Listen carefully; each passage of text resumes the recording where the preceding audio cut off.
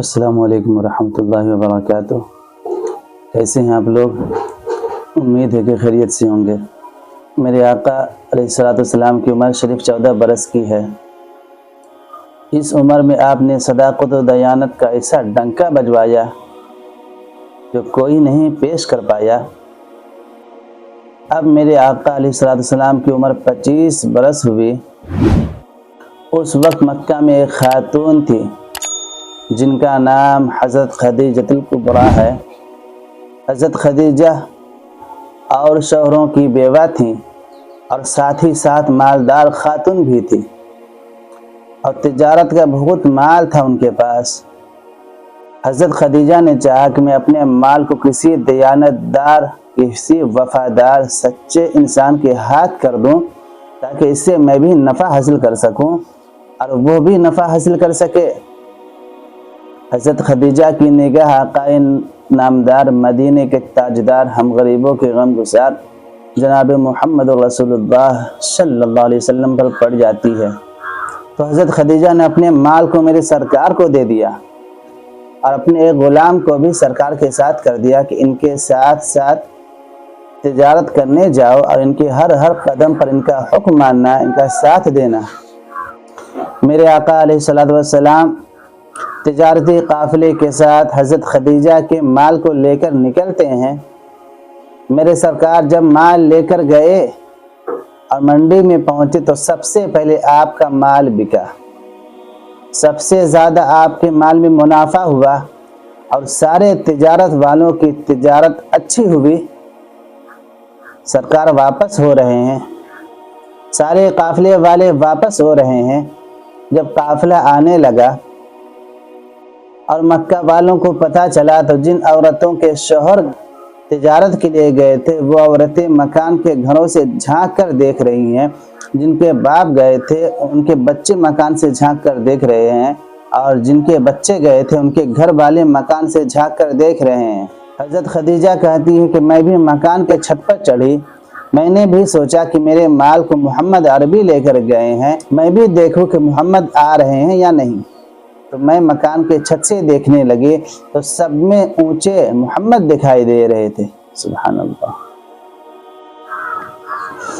یہ بھی ایک سرکار کی خاصیت ہے کہ ہمارے آقا علیہ الصلوۃ والسلام نہ زیادہ لمبے تھے نہ زیادہ ناٹے تھے، وہ درمیانی قد کے تھے۔ لیکن ایک خاصیت میرے سرکار کی یہ ہے کہ اگر کسی جماعت میں شامل ہو جاتے، لوگوں کے گروہ میں شامل ہو جاتے، تو اللہ کی طرف سے نبی کو ایک خاصیت حاصل تھی کہ سب سے زیادہ لمبے دکھتے تھے۔ ہمارے نبی سب سے زیادہ لمبے لگتے تھے۔ حضرت خدیجہ کہتی ہے کہ میں نے جب جھانک کر دیکھا، مکان کے چھت سے میں نے جھانک کر دیکھا تو میں نے دیکھا کہ سرکار دو عالم صلی اللہ علیہ وسلم سب سے زیادہ لمبے نظر آ رہے ہیں۔ سارے لوگوں پر دھوپ پڑ رہی ہے مگر محمد کے سر پر بادل سائے کیے ہوئے چل رہا ہے، اب وہ جو آگے بڑھ رہے ہیں سایہ بھی آگے بڑھ رہا ہے۔ سبحان اللہ۔ حضرت خدیجہ کہتی ہیں کہ سارے لوگوں پر دھوپ پڑ رہی تھی مگر میرے سرکار پر بادل سائے کیے ہوئے تھا، اور سرکار جو آگے بڑھ رہے تھے بادل بھی ان کے ساتھ ساتھ آگے بڑھ رہا تھا۔ میرے سرکار تشریف فرما ہوئے، جب حساب و کتاب ہوا تو حضرت خدیجہ کو اچھا خاصا نفع ہوا۔ اسی طریقے سے حضرت خدیجہ ایک روز خواب دیکھتی ہیں کہ آسمان سے چاند میری گود میں اتر رہا ہے اور وہ چاروں طرف پھیل گیا۔ تو حضرت خدیجہ نے اس خواب کو اپنی سہیلی کو بتایا اور اس نے اپنے چچیرے بھائی ورقہ بن نوفل کو بتایا۔ ورقہ بن نوفل توریت و زبور کے بڑے عالم تھے۔ انہوں نے کہا کہ حقیقت میں اگر خدیجہ نے یہ خواب دیکھا ہے تو ان قریب نبی آخر زمان سے ان کا نکاح ہوگا۔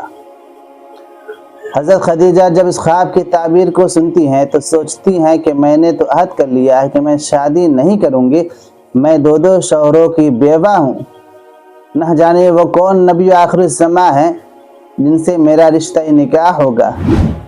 پورے مکہ کے لوگوں کا جائزہ لیتی ہیں تو محمد صلی اللہ علیہ وسلم کی مقدس صورت ان کے ذہن میں گھوم کر آتی ہے۔ حضرت خدیجہ کو اتنی محبت پیدا ہو گئی میرے سرکار سے کہ کچھ ہی روز کے بعد حضرت خدیجہ نے نکاح کا پیغام بھیج دیا۔ ہمارے نبی کی بارگاہ میں حضرت خدیجہ نے نکاح کا پیغام بھیج دیا۔ 40 برس کی عمر حضرت خدیجہ کی ہے اور 25 برس کی عمر شریف میرے سرکار کی ہے۔ یہ پہلی شادی میرے سرکار کی مکہ میں ہونے جا رہی ہے۔ آقا کریم صلی اللہ علیہ وسلم اپنے چچا ابو طالب سے مشورہ لیتے ہیں تو حضرت ابو طالب نے کہا ٹھیک ہے۔ تمام خاندانوں کے لوگ اکٹھا ہو گئے۔ حضرت خدیجہ نے بھی اپنے خاندان کو اکٹھا کر لیا۔ ورقہ بن نوفل ان کی طرف سے بیٹھ گئے اور آقا کی طرف سے آقا کے چچا ابو طالب بیٹھ گئے۔ اب خطبہ نکاح پڑھایا جا رہا ہے۔ آقا فرماتے ہیں خدیجہ جب میری نکاح میں آئی تو کیا معاملہ آیا؟ سرکار ارشاد فرماتے ہیں کہ جب خدیجہ میری نکاح میں آئی تو اتنا سونا لے کر آئی کہ سونا کا ڈھیر لگ گیا۔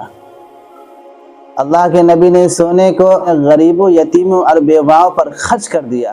جب آقا علیہ السلام کا نکاح ہو گیا، ہمارے سرکار ارشاد فرماتے ہیں جب خدیجہ ہماری نکاح میں آئیں تو اتنا سارا سونا لے کر آئیں کہ اس کا ڈھیر لگ گیا۔ تو اللہ کے نبی نے اس سونے کو جمع نہیں کیا بلکہ یتیموں، غریبوں اور مسکینوں میں اس سونے کو تقسیم کر دیا، بانٹ دیا۔ حضرت خدیجہ رضی اللہ تعالی عنہا کے بطن اقدس سے بچے بھی پیدا ہوئے اور حضرت فاطمہ جو خاتون جنت ہیں وہ بھی حضرت خدیجہ ہی کی اولاد ہیں۔ جب آقا کریم صلی اللہ علیہ وسلم کی عمر شریف 40 برس کی ہو گئی تو میرے سرکار کو عبادت کا شوق لگا۔ میرے سرکار عبادت کرنے کے لیے غار حرا میں تشریف لے جایا کرتے تھے۔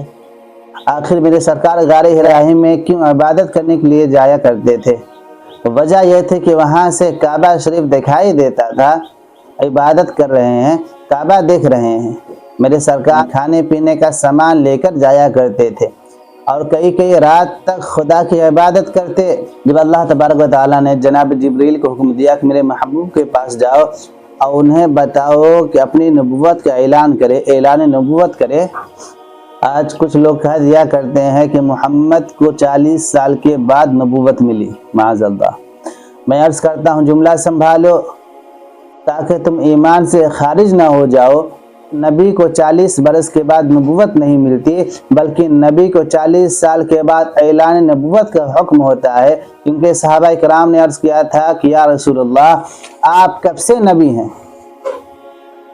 اگر سرکار کو 40 سال کے بعد نبوت ملتی تو آپ کہتے ہیں کہ مجھے اللہ نے 40 سال کے بعد نبوت عطا فرمایا، لیکن اللہ کے نبی نے کیا فرمایا؟ جب صحابہ نے پوچھا کہ یا رسول اللہ آپ کب سے نبی ہیں تو اللہ کے نبی ارشاد فرماتے ہیں میں اس وقت بھی نبی تھا جب حضرت آدم آب و گل کے درمیان تھے، یعنی حضرت آدم کو بھی اللہ نے پیدا نہیں کیا تھا، تب سے میں نبی ہوں۔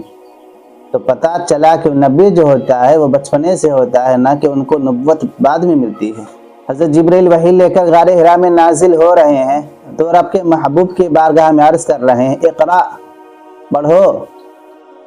آقا فرماتے ہیں میں پڑھنے والا نہیں، تو جبریل نے دبوچا اور کہا اقرا بسم ربک الذی خلق، اپنے رب کے نام سے پڑھیے۔ رب کا نام لینا تھا کہ سرکار نے پڑھ دیا۔ جبریل چلے گئے، اللہ کے نبی تشریف لائے تو خدیجہ سے فرماتے ہیں مجھے کمبل اوڑھاؤ، مجھے کمبل اوڑھاؤ، میرے جسم پر لرزہ طاری ہے۔ اتنا سننا تھا کہ حضرت خدیجہ نے کمبل اوڑھا دیا اور عرض کیا میرے سرکار، میرے سرتاج آپ گھبرائیے نہیں، آپ پر کوئی خوف نہ ہوگا، آپ صلہ رحمی کرتے ہیں، یتیموں کی دیکھ بھال کرتے ہیں۔ حضرت خدیجہ سرکار کو لے کر ورقہ بن نوفل کے پاس گئی اور سارا معاملہ بیان کر دیتی ہیں۔ حضرت ورقہ بن نوفل نے کہا کہ کاش میں اس وقت بھی زندہ ہوتا جب آپ کی امت آپ کو آپ کے وطن سے نکال دے گی۔ ورقہ بن نوفل نے کیا کہا؟ کاش کہ میں اس وقت بھی زندہ ہوتا جب آپ کی امت، جب آپ کے لوگ آپ کے وطن سے آپ کو نکال دے گی۔ تو اس وقت ہمارے نبی فرماتے ہیں کیا میری قوم مجھے اپنے وطن سے نکال دے گی؟ تو ورقہ بن نوفل کہتے ہیں ہاں آپ کی قوم آپ کو آپ کے وطن سے نکال دے گی۔ اللہ تبارک و تعالی سے دعا ہے کہ اللہ تبارک و تعالی ہم تمام مسلمانوں کو حضرت خدیجہ کی طرح نبی پاک صلی اللہ علیہ وسلم سے محبت کرنے کی توفیق عطا فرمائے۔ وآخر دعوانا الحمدللہ رب العالمین۔